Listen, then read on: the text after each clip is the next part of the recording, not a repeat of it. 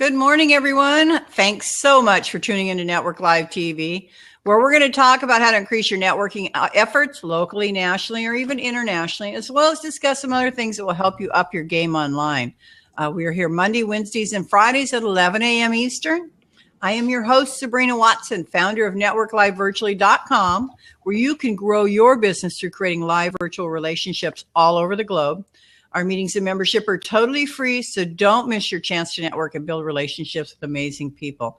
I want to do a quick announcement before I introduce you to my co-host and our guest today, Ms. Kat Sturtz, who I'm so excited to have here. Of course, my co-host on Wednesdays, author Christy Smallwood, and I can't wait to ask her where she's at in the book. So let me just say real quickly, you guys, we are looking for people who are absolutely serious about building their brand and their business while establishing their authority and creating a larger circle of influence to become hosts on Network Live Virtually. The people that we are looking for are going to have three main qualities. There's a team player, they're self-motivated, and they're dependable. So if you feel like you have these qualities, please reach out to me and let's talk about the benefits of being a host with NetworkLiveVirtually.com. Again, as always, I want to thank my co-host, Christy Smallwood, for being here, and my guest today, Ms. Kat Sturtz. Ladies, what's happening? Hey, I did make some edits to the book. I've got one more step further. So where are we at on the book? Well, when I opened up my planning calendar, so my lovely, colorful planning calendar, I noticed I have a note here that says, Launch Entre Networking Boot Camp, week of 17th. Yeah, not going to happen. Yeah, I'd say you're behind. I'm a little behind. And so that's what I'm trying to do today is I've already canceled an afternoon meeting so that I could catch up on some of this stuff.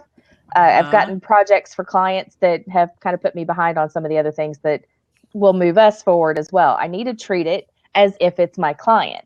And then I would have a different level and priorities with this thing if Entre Networking is my client.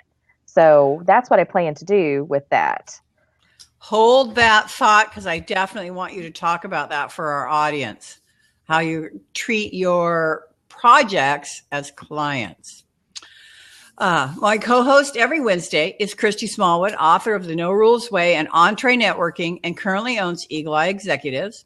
Christy Smallwood's background includes 20 plus years in media, marketing, and advertising, plus organizational management with focus on developing and launching new projects. Oh, we were just talking about that.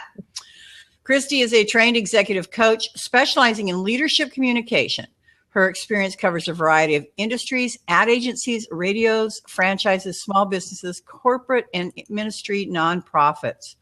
So, Christy, let's start right there and talk about what you were just talking about. What I was just talking. So the Entre Networking, the little bit of history behind that is that I originally started with the book, The No Rules Way. And so I don't know if it's even still out there. I may have pulled it for out of print because I wanted to recreate it and add to more in-depth knowledge of, building the relationships and how to be strategic while you're networking, and this whole new it's not new, but it's new for me, online world of networking. So it could be anywhere, and how that's different than the handshake method, because even this is face-to-face right now. Right? I see your beautiful faces today. So how all of this, so I changed it and rebranded it to Entre Networking, which means it's a no rules approach to networking for today's entrepreneurs. It could be anywhere. I'm trying to teach people that as an entrepreneur, networking is a lifestyle. It's not just an event you go to. It is a lifestyle. So all of that history behind it is, Serena, you and I have been collaborating. We're trying to get a boot camp to train people on how to do things better. Well, part of that, the elements needed for that is content, which includes having the new book done, which includes having curriculum ready and worksheets and books and things. I mean, just different things that we need to have in place. But at the same time, I've also launched my own new business the 1st of January.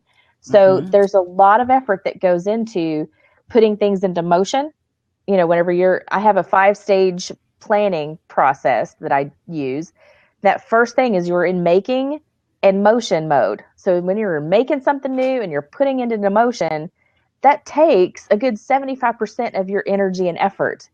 So I have got too many of those things into that segment and not enough over here until momentum and maintenance, right? So I need to get all of this, but I just finished first quarter. I need to lighten up on myself as number one. It's okay. So Entre Networking, though, got set to the side because it's kind of my thing, right? It's been my piece and my stuff, and it's my thing. Well, I don't come first. When it comes to my clients come first. Mm-hmm. That's always been the thing. I'm going to take care of my clients and make sure that they're all good and cozy, and they feel good about where everything's going, and they're productive, and all of the things that we want to accomplish, they come first. And sometimes I need to sleep. And so I will leave the dishes. Right. And right. I at least for my own health and benefit have put myself first in the aspect of now I got to shift my time over into I need a 3 to 5 hours a week to work out and check in for my wellness coach to get the weight off my frame and feel better so I have more energy so that I can do more. Well, I've had to shift that around on priorities to make sure that I'm doing what is necessary to do. Thus, Entre Networking is still put over here. What I have done in the past, though, that has worked for me is when I treat my own project, say like a book, this is what I had to do for the No Rules Way. When I treat that project as if it's a client, it's no longer mine. It's the client, that it's important for that client to have it out. Here's the things we're trying to accomplish with this for the client. And for Entre Networking, there is a world of people out there who need to know how to do this better. Like, what does it really mean? And how do you even start? And if I'm this personality type, how do I start the conversations? And how do I get the conversation to go somewhere? And all of this stuff people are needing, and I have not given it the time that it should have. And so I'm looking at this today and realizing, okay, I have to restructure some things. And part of that is, for me, I need some strategic planning time quarterly.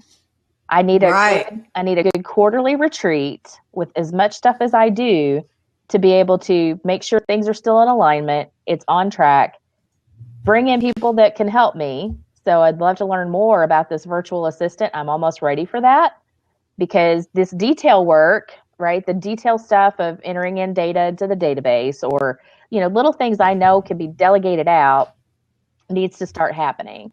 So I'm excited about that, but that's where I've been, and that's what I'm doing is now I'm going to say Entre Networking is now a client. It gets moved over, and honestly, if I showed you my stuff, I have a binder system and filing system, and so I have segments of my files where this tray is clients, this tray is community involvement. So my chamber stuff, my Executive Women International, all of the groups that I'm involved with, it's in one section. And then I have other things like my books. And so I'm going to physically take Entre Networking out of other stuff and move it over into clients. So I know when I look at my clients, that needs to be worked on.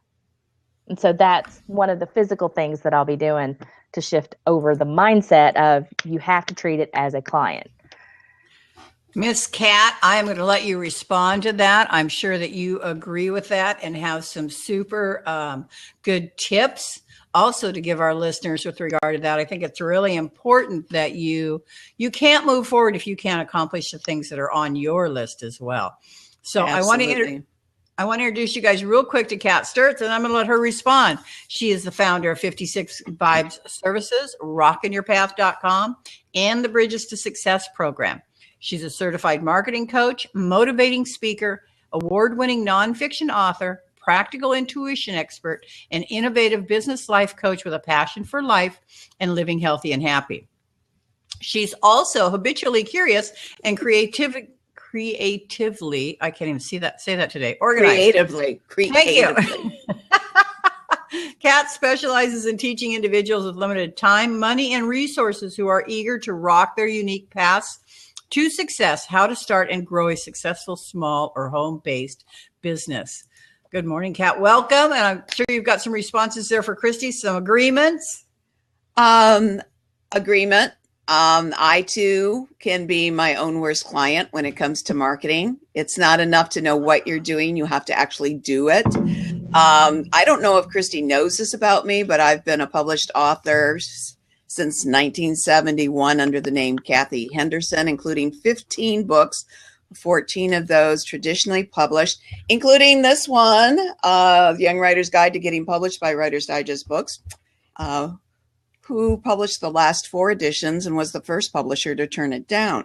One of the things I miss about those days is when you had books, and you weren't doing as much self-publishing as we do now, which is a wonderful growth of an industry, that went with the time. So it's not like I'm dissing it or anything. I'm doing it myself. And a lot of people don't know, I've just started telling people my very first book in 1986 was self-published, and nobody knew that for years. And I made it over $15,000 profit in 8 months with that book. So I know how that goes. And it was actually the very first edition of this called Market Guide for Young Writers. But a couple of things for Christy. Number one, I love that you're making this one of your client projects rather than when I get around to it, my projects, because it won't get done over in that other pile. And one of the things I miss about the past years, where it was, you went looking and for a nonfiction book, you presented a proposal, you signed with a publisher, hopefully, and you had a deadline. Now it became a project because you had to report to somebody else. So there was a built-in accountability aspect. Even when I was writing for newspapers and magazines, I knew I was responsible for turning in X amount of articles within a certain amount of time, or I didn't get paid. And tell you, nothing motivates a writer like a due bill, right? Right.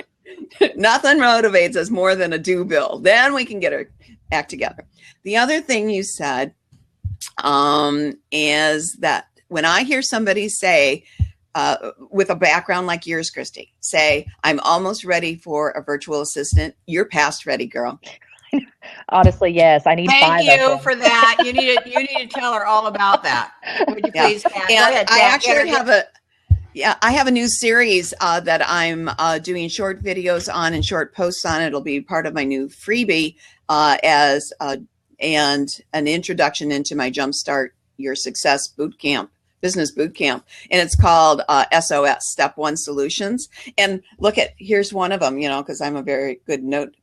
This one is stop running, take time to tie your own shoes. And that falls into that category of it's past time to hire some outside help. I agree. I'm at a place in my tipping point. I have plenty of work for somebody. I don't have plenty of money for somebody. So that's the thing I need to do a little research on, is how much that price point is and what I can actually, do right now to put my toe in the water, so to speak. But in a given week, I don't have a set, here's what your day looks like. In a given week, I am my own video production person. I am my own database entry. I do my own networking. I do my own marketing. I do all of the client projects, and I can double my client's business year over year, which is fantastic. But I have not been able to take the time to really get myself in alignment like I want to. I've experimented on a couple of things. I know it's working. And so now I have to, like, a networking coaching moment. You have to look at it. Are you open? Are you open? Yeah. Okay. You have to look at what is the benefit to you that you don't want to give up right now in order to have a virtual assistant. There is a benefit that you don't want to let go of, because there's always a benefit. That's why we stay stuck. Well, we don't want to let go of whatever Kat. that benefit is. Control. I knew you knew it.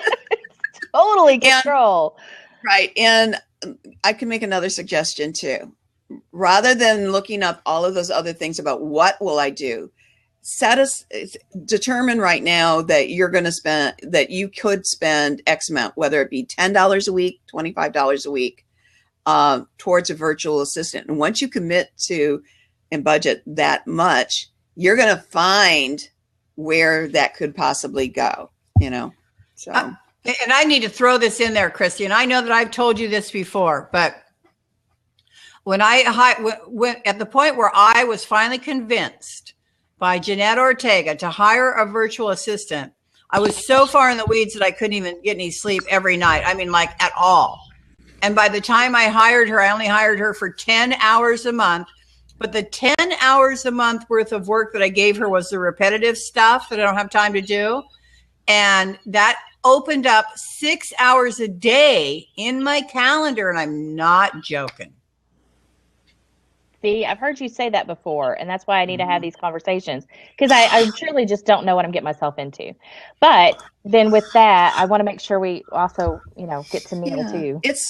Welcome, Dr. Neil. Neil, how are you? I'm great, thank you.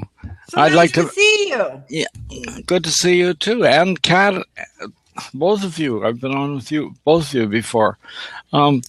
I just wanted to make a comment about the virtual assistants to Christy, particularly. A number of years ago, probably about 8 or 9 or even 10 years ago, I decided to hire a personal assistant to just help with putting my articles up and getting and handling a newsletter, getting them out to my list. It wasn't a big deal. It was stuff I could do, but I found it very fiddly getting something properly formatted on Aweber and all that stuff. And I had enough money coming in from the sale of my one book to handle paying her. So that to me was a no-brainer. I'll give it a try. And that part of it worked out very well. What I didn't know at the time was that, or sometime later, I don't know when she started, she also took on a couple of virtual assistants. So what do you mean she took on? She has virtual assistants working for her. Wow. So things that are particularly routine that she can train somebody else to do, she gets them to do it. She oversees it, and it gets done. Then I got her to start handling all of the social media stuff because she seemed to know her way around that very well. And my number of unique visitors kept going up the more I got into the social media stuff, and she was doing it all. Well, what she started to do, I didn't understand what she was doing until I asked her to explain it to me. Mm-hmm. What she was doing is she had a virtual assistant going through my articles that were on my website and pulling out quotes. And so every day or two, a quote from one of my articles goes up on my Facebook page. And that has been had a very positive effect. And the lore about websites is you've got to keep creating something new. You've got to do. And when I had a stroke 4 years ago, I stopped. I didn't stop completely putting up articles until a year or so later when I found I just couldn't handle it anymore. But to this day, and then 2 years of not doing anything on my website, to this day, the Facebook posts continue. And, wow! And I haven't done anything. Except pay her. Except pay her. and the sales from the book continue to pay her. So, but there's another kicker to all this, and that is that the number of unique visitors to my website over the past 3 years has increased. I thought it would die because that's what everybody told me, but it actually has increased. That's craziness, right? Yeah. So, you know, you have a good virtual assistant, she becomes a member of your family. You become a member of hers. I've gone through her breast cancer with her when she couldn't do anything for a few months, and other health issues. I watched her kids grow up. She's been with me through the stroke and the heart attack. So you're, I mean, finding someone like that is... It's priceless. Yes. And it's networking too. And it's networking because too. what I did was I found somebody that I was following, and I really liked what she was doing. I found out who her virtual assistant was and asked her. Contacted her, and that's how I found her. Yep, absolutely. That's a great way to find virtual assistants. Anyway, Dr. Neil, I want to toss that in. thank you for that. And real quickly, before you hop out of the seat to let others in, tell everybody who you are, what you do. Well, I've been a psychologist for many years, and although I've done helped a wide variety of people with everyday issues. My favorite, and I've had a lot of success with it, is helping women who live with alcoholic partners to get out of their codependency and take charge of their lives. Sometimes that means they leave the relationship. Sometimes it means they learn how to stay and not lose their sanity. But as a client group, that's a favorite. I've also worked with a lot of alcoholics, both men and women. And so what I'm doing now is I'm developing an online course for these women.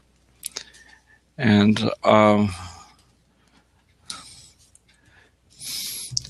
due to various energy drains, it's taking longer than I thought to get it going. But I think I've got to treat her as a client. That's right. That's how we started this conversation. That's right. Yes. Dr. Neil, thank you so much for stopping by. I'm going to put your website in the chat box because I happen to know what it is, because I do know Dr. Neil. You guys, you can reach out to Dr. Neil at neilneal.com. Thanks, Dr. Neil. Okay. Bye-bye. Yeah. It's wonderful when the VA arrangement works really well. And I've had both kinds, some that worked really well, some that cost me more money and I wasn't satisfied. And part of the reason why I wasn't satisfied is I was where Christy said at one point, I'm not sure what to hand off to her. I wasn't clear about what I wanted. And another time I was very clear, but what I was getting back wasn't of the quality I expected. She wasn't putting any of her expertise into it. She was just transferring whatever. So, the fear of it not going right.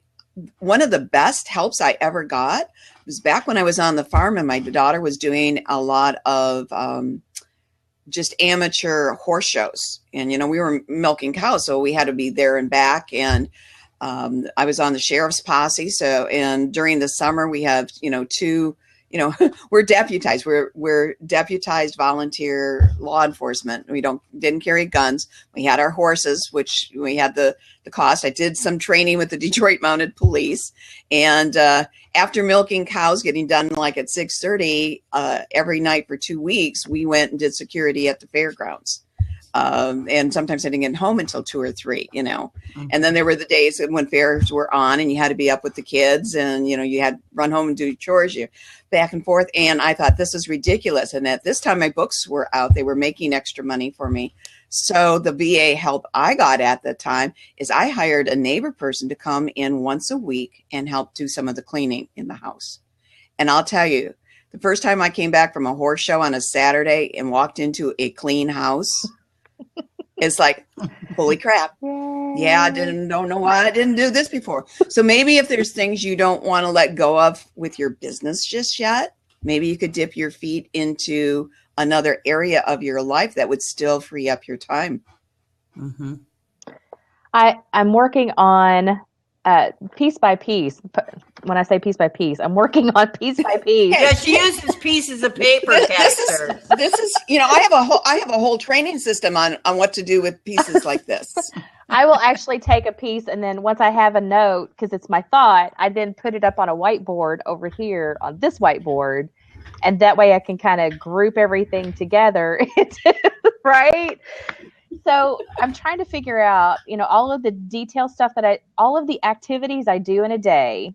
What are the things that I still need to hang on to because it is my intellectual property? It's the stuff up here that I can't teach somebody else versus entering in data into a database or my bookkeeping into the system or, something like that takes me way too long and somebody else is much more gifted to do.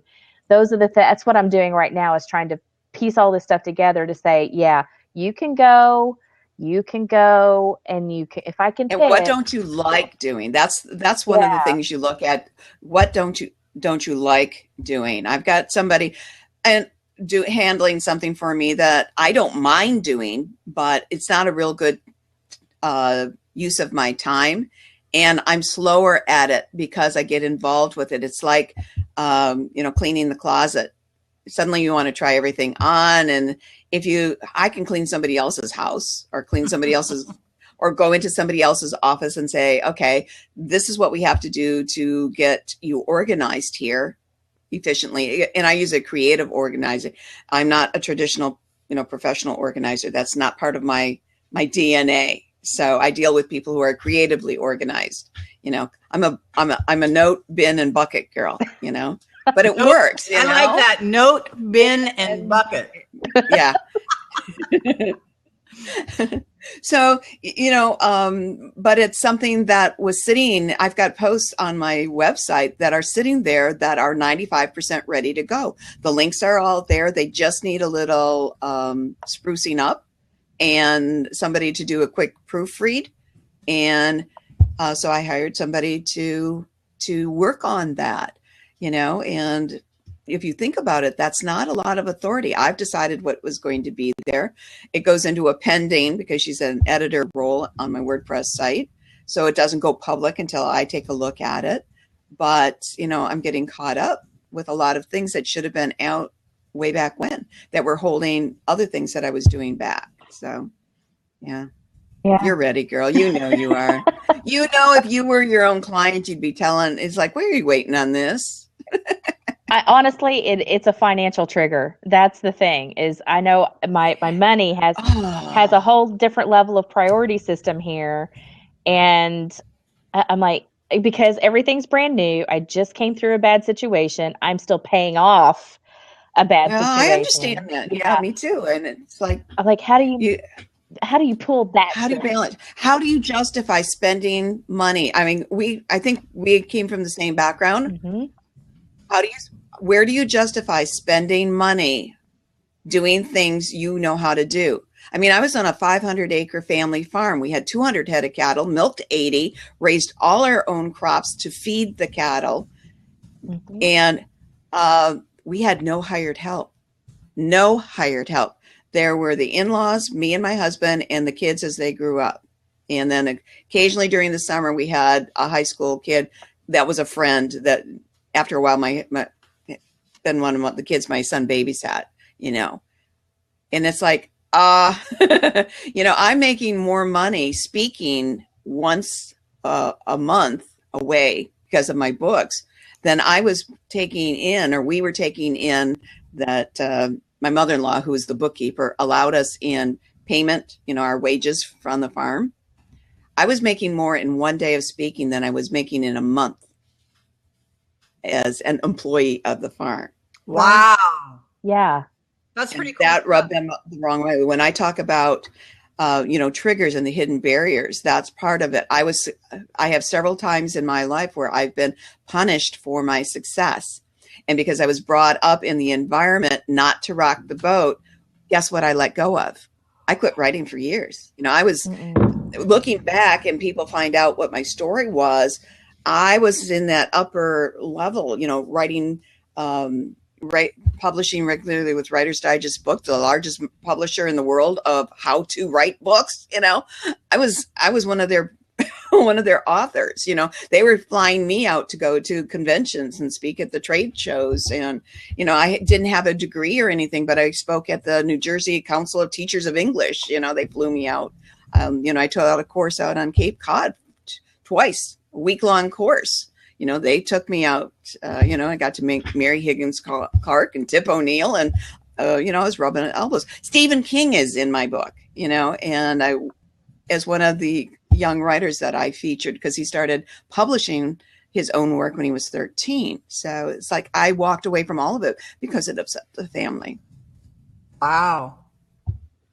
I'm back. I want to take a real, yeah. I'm back. She was taught not to rock the boat, so now she rocks her path. Uh-huh. Exactly. Oh, I like that. I need to write Right. that one That's down. right. Oh my God. Totally keep that one. Yes. I need to take a moment real quickly to let everybody in here know. You guys, Christy Smallwood is hosting at 2 p.m. Network Live virtually. Here is where you can register for the Zoom link. So I just put it in the chat box. So anybody in here, you guys, please feel free to join us at 2 p.m. for live virtual networking. We have audio and video for everyone in the room. There'll be a presentation of some kind, and then you get the opportunity to introduce yourself to everyone else there, and we exchange contact information. So if you meet somebody you might be able to do business with, or collaboration, or referral, or anything along those lines, and they can be anywhere in the world. We have members from over a dozen countries at this point. Then you will have the ability to reach out and connect with them via contact information that we will actually share at our networking event. And Christy, you have a presenter today. What's your presenter about? Talk to us a little bit about that. So today my guest speaker is Wendy Manganaro. She is originally from Jersey, and now she's a Louisville person. So that's how I know Wendy. And she is going to share with us 5 ways to resonate with your online community. So she is a social media expert, and she's been doing that for plenty of years at this point. And so she does a lot of social media coaching and mentoring for people to be able to either do it for themselves or how to make the right choices. And that's a little bit about her background, but to be able to learn how to resonate with your online community and so that we can bring more people in faster is probably a good idea. So we can streamline some of our processes. Money. Yeah. I'd like to be able to make some money at this point. And you guys they get the opportunity, all the attendees get an opportunity to ask questions too. This isn't a webinar, right? No, it's an interactive play. I mean, she's going to be able to do, we haven't really determined yet. It's probably going to be mostly Q&A. She might do a share screen on a couple of points, but for the most part, it's all Q&A, which makes it really valuable. We just did that with Charlene at one of my women's groups this week, and she brought her social selling ninja tips.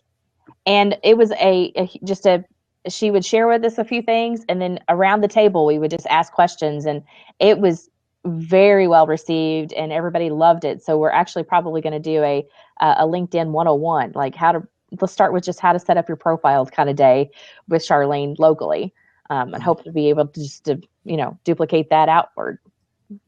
That sounds like a ton of fun. So yes, you guys, you are all welcome. I have placed the link there in the chat box. So please feel free to join us at 2 p.m. Eastern. We do have an open seat for anyone who would like to come in and introduce themselves, tell us who you are and what you do. We do, of course, require that you have your profile filled out here on Blab in order for you to take a seat with us.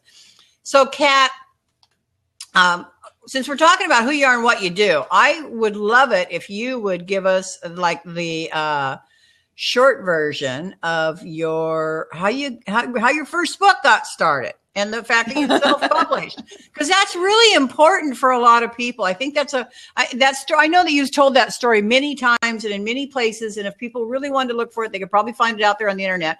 But I don't know that you could ever On tell Amazon. It's still on Amazon. Yeah.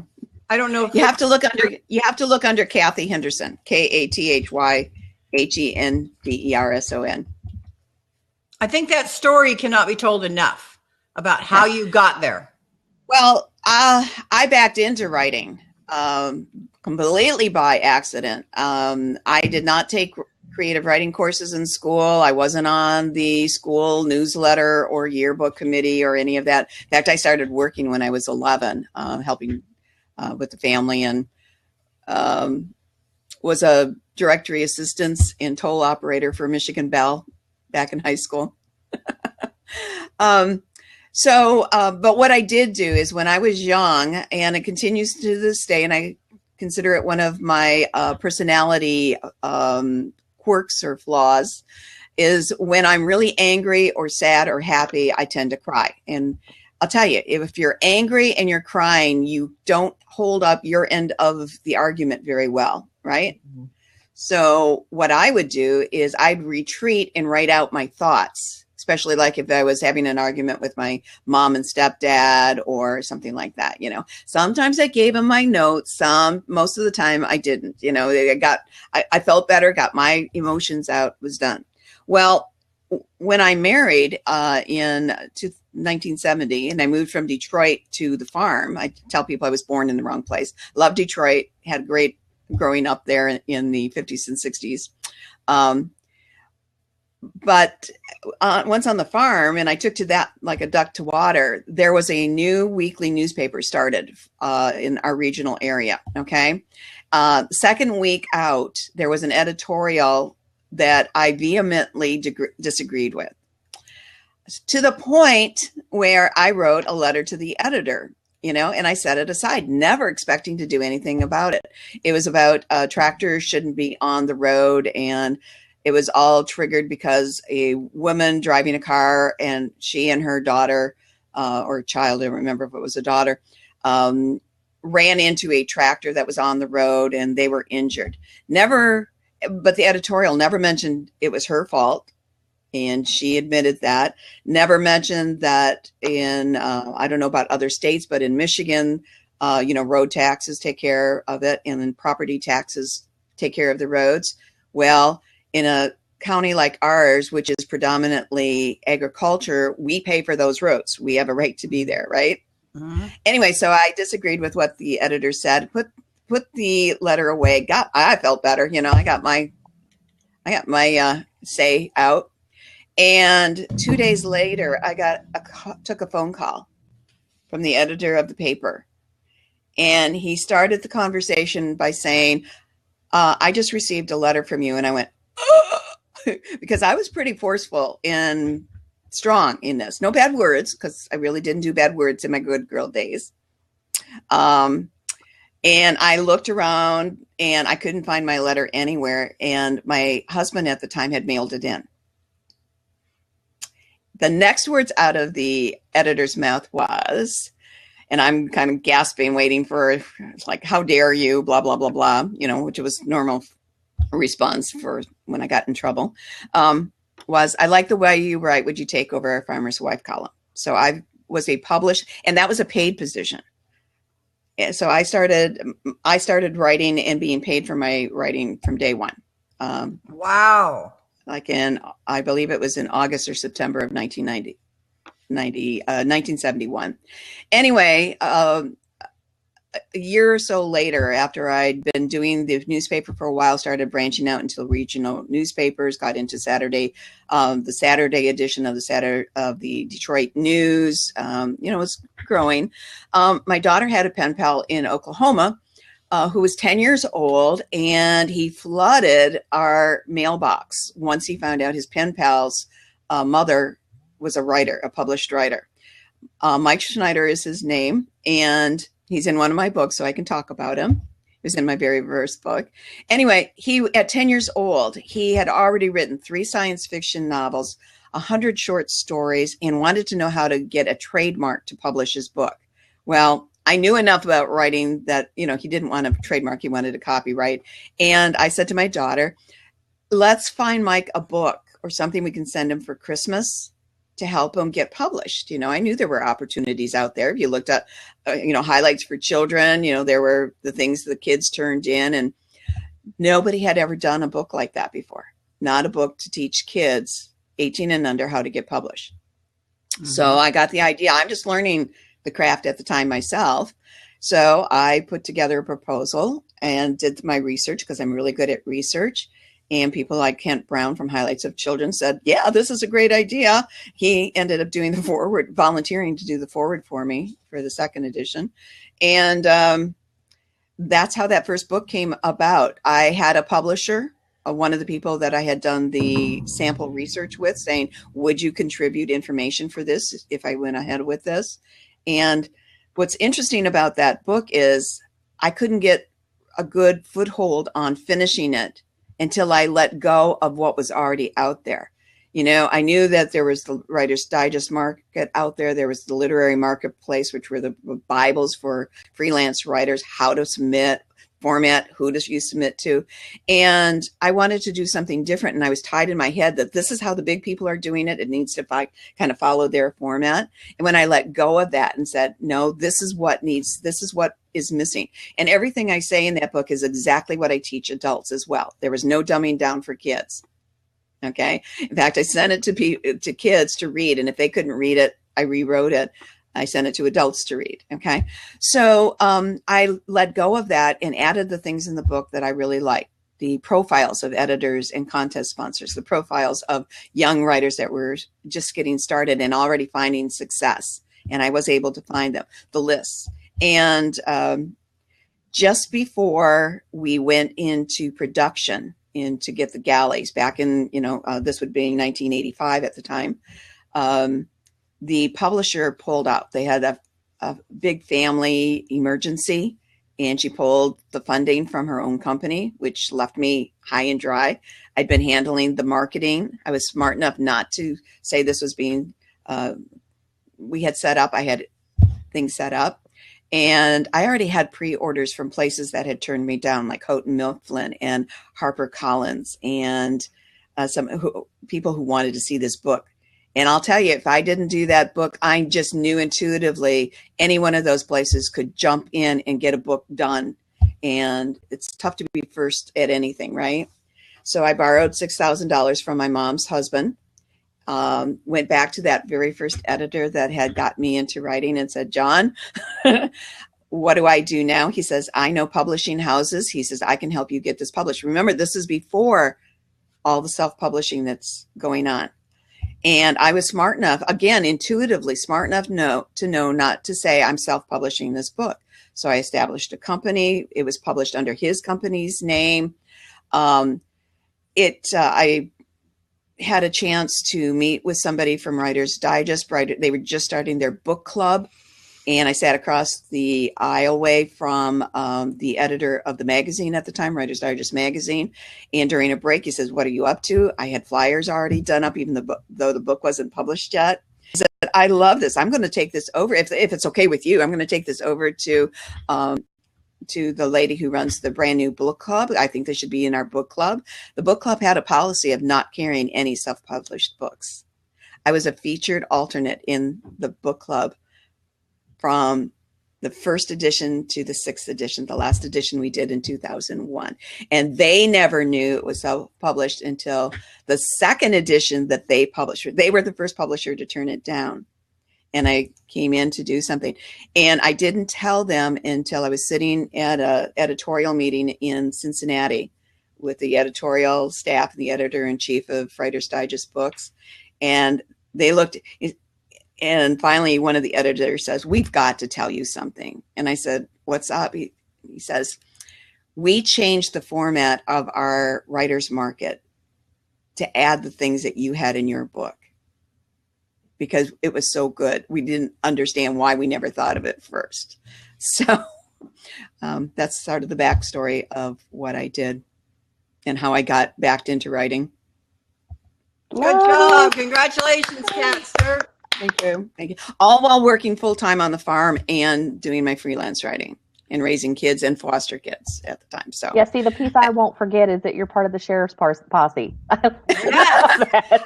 that was another first for me too. The sheriff's posse was it was in its 20th year, and I was the first woman ever on the San Luis County Sheriff's Posse. Only woman for the first 3 years I was on, and the little bylaw the men had put in. I wasn't the first one to apply. The first woman to apply. The first one accepted. There's a limit, and you had to go up. And I refused to play the feminist card. I just waited my time out, and you had to be sponsored. And they had a little bylaw in place that allowed a member's spouse to jump the line. And they put it in place to get out of contention some of the wives that were applying, because some of the guys were using it as an excuse when they were actually out doing other things. They said they were at posse meetings and trainings, and they were maybe out fooling around. Whoa! Okay. So most of the guys were great, but we knew that was going on. So I just sat there, and eventually a new sheriff was elected. My name came to the top of the list. I was sponsored, was accepted, became the first woman. And the funny thing is that very bylaw that had kept women out about the spouse had to be used when my husband applied for the sheriff's posse the following year. I think that's hilarious. That is so their very hilarious. thing to keep the female spouses out actually had to let in my male spouse. And then my daughter was also a member at one time too. And I was on for 7+ years. Yeah. So I loved my time on the posse. Absolutely loved it. And I'm not a natural horsewoman. I mean, my idea of a good day on a horse, and especially when some of the heavy duty training we did, was to still be on my horse at the end of the day. Oh, wow. I used to ride. I would love that too. Yeah, we took, our horses had to be trained as well as us. And it was a yearly training, and you had to pass. And the major obstacle we had to pass was the final test. We filled the indoor arena at the fairgrounds with all kinds of obstacles, mattresses on the floor, a police car, which we knew the sirens were going to be running on, lights were going to be, things hanging from the ceiling. And then we filled it with smoke, because one of the reasons mounted divisions work so well is that the horses are not affected by tear gas. Now, we didn't use tear gas, but we did fill it with smoke. You could not see from the open doors from one end to the other to go through. You just knew the path you had to follow to go through. And you also knew that at some time during your time in the barn, they were going to throw live firecrackers under your horse. Yeah. Wow, that's not cool. And I made it through 7 years of all of that training, and some of the guys dropped out because of the training and because I was on the posse. Oh, wow, that's sad. Yeah, but so yeah, when I have a quirky background into odd things, yeah. All right, you guys, I just also again want to mention, don't forget, we do have a virtual networking meeting at 2 p.m. with Christy Smallwood. We do have, and I also want to let people know, we have a new sponsor/host coming up on NLV. It is a company called Rapport 24/7, and they are a video testimonial product company. So I cannot wait to share that with you guys. They have this super cool little app that you can just send a link out to people, and they just click on the link. You can even give your testimonial people a script when they click on the link. They read the script, give you a video testimonial. It gets uploaded directly to your page and your page on your WordPress website via their plugin. Oh, that's cool. I got to check that out. Is that Can I not talk crazy? about Go ahead. that? Is crazy. Can I talk real quick about the program that Charlene Burke and I are running? Yes, starting please April do. 25th? It is called Stand Out from the Crowd, How to Be Original, Engaging, and Effective on Social Media. It's a 3-week live course, 6 live workshops, all recorded for people that can't get there live. And it's going to be very specific things: how to do your profile, how to write your post. We've got a special Facebook group where people can practice writing their posts out, because a lot of people are not effective with what they how they share things on social media. It's going to be heavy on Facebook and LinkedIn training, but we will be talking about the other ones as well. And I do have a registration. And yeah, share that, Kat. I think I've also. You want me to share mine? Yeah, I'll share mine. Share it. I believe that I've also been sending it out in the newsletter. Yeah, great. And we're doing it. I've got several clients that are planning to take it. A couple people that want it, but are waiting for it to come out as self-study later on, which is them. So we're running it regardless. It's great stuff. It's not the normal stuff. It's the stuff that you don't think to do, or you think you're doing based on what you read is supposed to do and why it's not working for you. We're actually going to be going in and doing reviews of people's sites and saying, okay, what's not working for you, and let's figure out that. And often it's just the smallest little tweak that really sends things up, so that's what we're doing. Awesome. That's exciting. Ms. Christie, what else do you have coming up that you can tell us all about? There's too much on my calendar right now, honestly.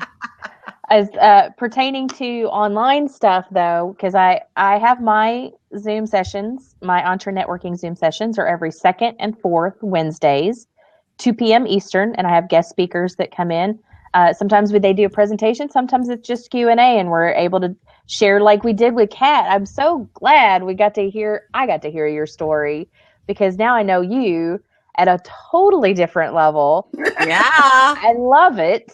And so that's a little bit of what that's like sometimes is I will bring in entrepreneurs. So sometimes it's pertaining to our online business or how we do business specifically, but sometimes it's just let's get to know another entrepreneur who's doing something cool out there, and let's discover new businesses and things like that. So that's my approach to the Entre Networking Zoom sessions. And then with the Entre Networking, we talked about that at the beginning of the hour. The book, I've been taking notes. I'm like, okay, so today I need to spend an hour on the book. It's going back through reviewing, getting it back in my head, going on to the next chapter. Because I got to go back to your schedule, Sabrina. The other thing I have to do is, okay, over the next 9 weeks, what is everything on my calendar? Because people keep asking me to do stuff and I have to be able to say no. But I need to put things on my calendar that I know are regularly scheduled, I'm obligated to, that are not non-negotiables, and then be able to say no to pretty much everything else so I can get caught up on things. So I need to allow myself less networking time. Like we mentioned that at the first two with Steve's health. If I need to back off my networking, at a minimum, I'll do 1 a week. At a maximum, I think I'm going to do 3. And that's not counting on my Wednesdays, because my virtual networking is on Wednesdays. So I will stay put on Wednesdays, except next Wednesday, I'll be gone in the morning because I don't have my Entre Networking session that afternoon. But, it's hard to pass up free bourbon from Jim Beam. I mean, seriously. I know. That would be a definite must. Can I make a suggestion on the book progress? Yes, please do, Kat. I want to hear it. If you do not have that first draft finished, don't go back and review what you've done to get it back in your head. Start where you are with what's in your head now. Yeah, you might have some duplication, but keep going until you get that first draft. If you keep going back and reviewing what you've done, you'll come right back to the same stuck part and the same running out of time part, which is for you. I think the biggest thing is just running out of the time. So don't go back and review yet. Go with the next thing and books, especially nonfiction books, even fiction books, because I do a lot of teaching with writers and I love editing. Just go on with whatever the next one is for you. And it doesn't have to be sequential. Okay. Or I'll just pick a random chapter and do it today. Yeah, exactly. And, that helps you get out of that mode that I can tell you and I have. We know how things should be spelled, and we know decent grammar and punctuation.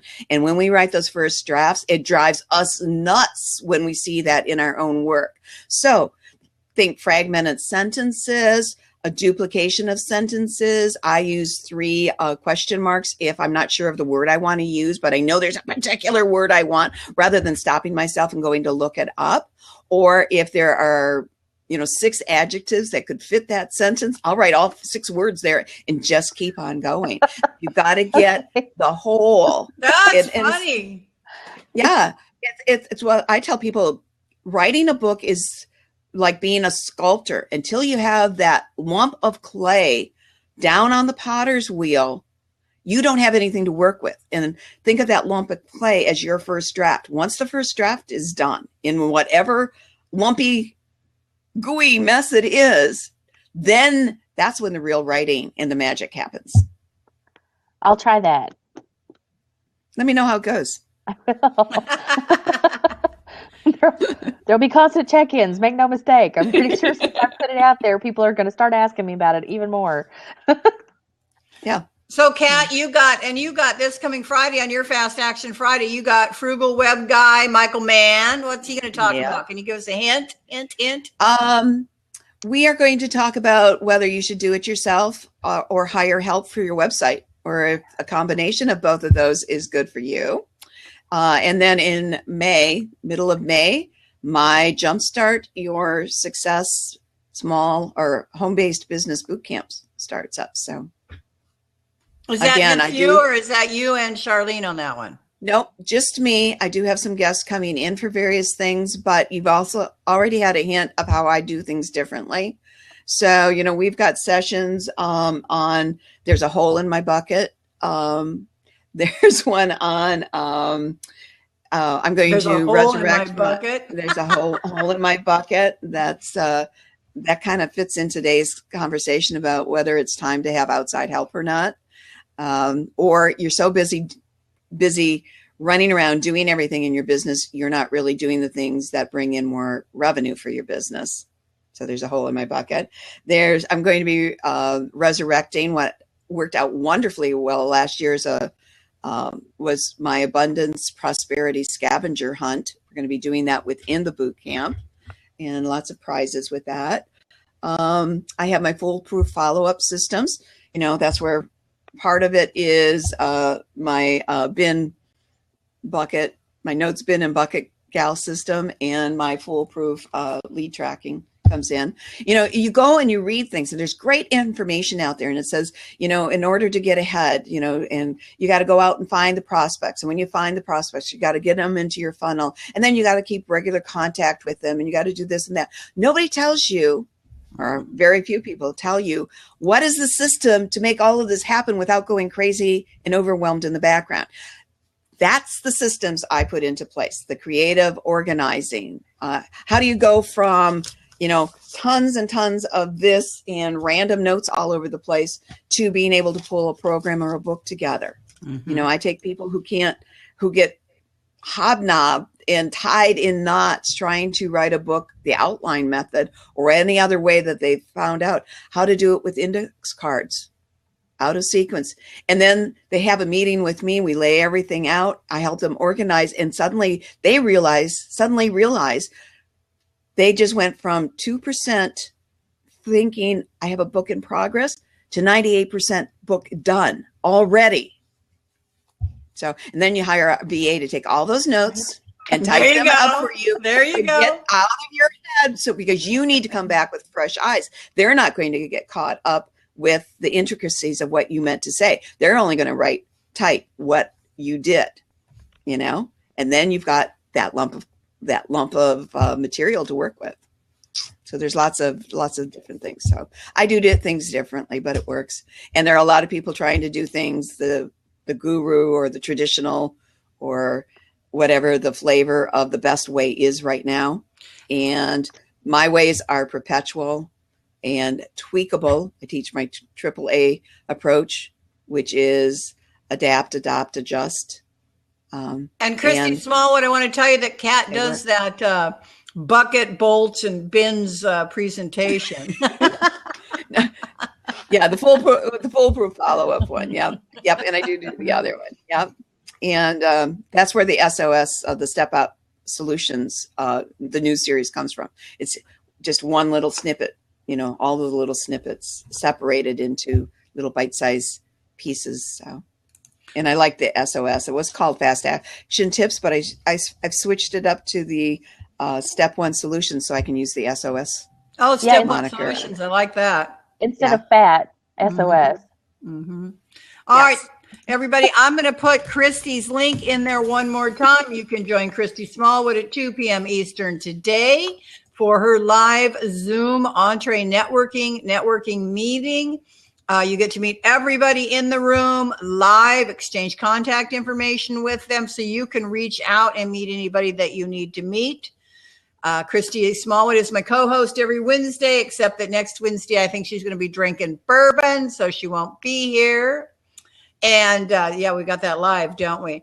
And I want to thank my wonderful guests. I'm going to be there just to see if Christy's still sitting in her chair. That's right.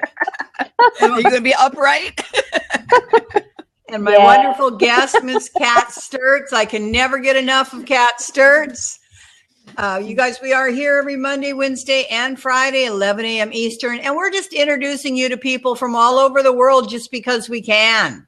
So, yes, the connection will be clear, Daniel. I don't know what happened to you last time. It should be fine. But something happened last time. I just want to remind everybody once again, I am your host, Sabrina Watson, founder of NetworkLiveVirtually.com, where we help you grow your business through creating live virtual relationships all over the globe. Meetings and membership are currently totally free. So please join us and network and build relationships with amazing people. I want to remind everyone that's here, we are looking for people who are absolutely serious about building their brand and business while establishing their authority and creating a larger circle of influence. So if you have these qualities, you're a team player, self-motivated and dependable, feel like you can run a networking group of your own, please reach out to me so that we can discuss those benefits. I do also want to let you guys know we have 2 new hosts coming. I just told you about Rapport 24/7, which actually is going to be amazing. That's going to end up being amazing advertising for us because they're starting to travel the country promoting their products, and they will be using Network Live Virtually as their kind of their training ground. So that's where they will be driving people from all over the country in their travels. We also have Social Brand Me, Miss Diana Sandora coming on next week, starting the 22nd. I don't know what her meeting is yet. I'm hoping to get that on the website here in the next couple of days. So I hope you guys all take a moment to join us. Like I said, 2 p.m. Eastern. There is the link for Zoom. It is a Zoom product. You can register and get the links there to meet with Christy Smallwood, myself, and others live at 2 p.m. Eastern. Again, I want to thank my co-host, Christy Smallwood, and my guest today, Miss Kat Sturts. We will see you guys Friday at 11 a.m. with Mr. Eric Rosner and Marissa Stone. See you then, guys. Bye. Thanks, everyone. Bye.